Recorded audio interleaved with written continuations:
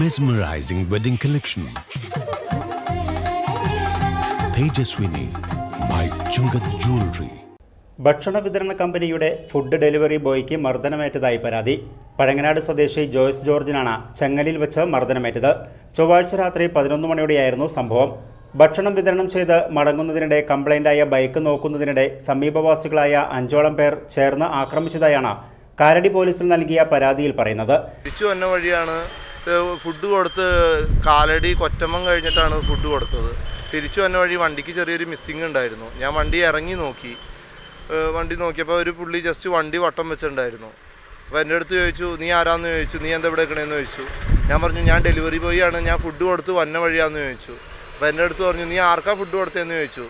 ഞാൻ പറഞ്ഞു, എനിക്ക് ആ ആളുടെ അഡ്രസ്സ് അറിയില്ല എന്ന് പറഞ്ഞു. ഞാൻ കൊടുത്ത് ഡെലിവറി ചെയ്ത് കഴിഞ്ഞാൽ എനിക്ക് ഇതിൻ്റെ അഡ്രസ്സ് കിട്ടില്ല എന്ന് പറഞ്ഞു. എന്നോട് പറഞ്ഞു ഫോൺ നമ്പർ ചോദിച്ചു. ഫോൺ നമ്പർ ചോദിച്ചപ്പോൾ ഞാൻ പറഞ്ഞു, ഫോൺ നമ്പർ ഇതാണ്, പക്ഷേ വിളിച്ചാൽ കിട്ടില്ല എന്ന് പറഞ്ഞു. അപ്പോൾ തന്നെ എൻ്റെ മുഖത്തിനിട്ട് ഒരു അടി അടിച്ചു, പിന്നെ ചവിട്ടി കൂട്ടി.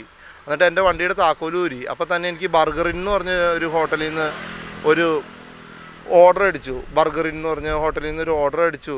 പക്ഷേ എന്നെ അത് അവർ പോകാൻ സമ്മതിച്ചില്ല. പിന്നെ അയാളുടെ ഒരു പയ്യനും ഉണ്ടായിരുന്നു, ഒരു ചെറിയ ഒത്തിരി മിടുക്കനായ ഒത്തിരി ആരോഗ്യപരമായിട്ടുള്ള പയ്യൻ.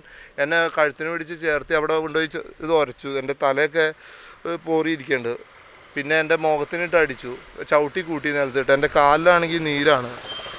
പിന്നെ എൻ്റെ ഫോൺ ഇത് കണ്ടില്ലേ, അവൻ ചവിട്ടലിന് പൊട്ടിയതാണ് മൊത്തം എൻ്റെ സ്ക്രീൻ. എനിക്ക് ഇനിയിപ്പോൾ എൻ്റെ കയ്യിലുണ്ടായ ഇന്നലെ ഫ്ലോട്ടിങ് കാശായത്, അതായത് കസ്റ്റമറിൻ്റെ കയ്യിൽ നിന്ന് ഞങ്ങൾക്ക് കുറച്ച് കാശ് കളക്ട് ചെയ്യാനുണ്ടായിരുന്നു.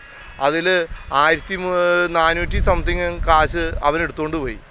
കയ്യിലുണ്ടായിരുന്ന മൊബൈൽ ഫോൺ നശിപ്പിച്ചതായും പോക്കറ്റിലുണ്ടായിരുന്ന 1200ഓളം രൂപ നഷ്ടപ്പെട്ടതായും പരാതിയിൽ പറയുന്നു. മുഖത്തും കാലിനും നെഞ്ചിലും പരിക്കേറ്റ ജോയ്സ് അങ്കമാലി താലൂക്ക് ആശുപത്രിയിൽ പ്രാഥമിക ചികിത്സ തേടി. കണ്ടാലറിയാവുന്ന പ്രദേശവാസികളായ 5 പേർക്കെതിരെ കാലടി പോലീസ് കേസെടുത്ത് അന്വേഷണം ആരംഭിച്ചു.